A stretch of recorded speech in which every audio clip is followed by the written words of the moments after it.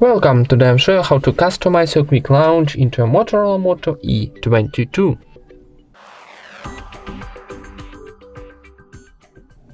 First of all, open your settings, then scroll down to the bottom and go into System option. Now choose Gensors, and here tap into double press to power key option. And now we can customize. For example, if you want to turn off this option, choose none. If you want to launch assistant, and if you want to launch camera.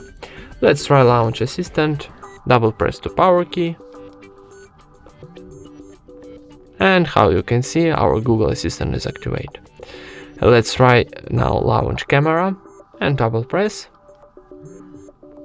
And camera is open too. And that's it. Thank you for watching, leave thumbs up and subscribe to our channel.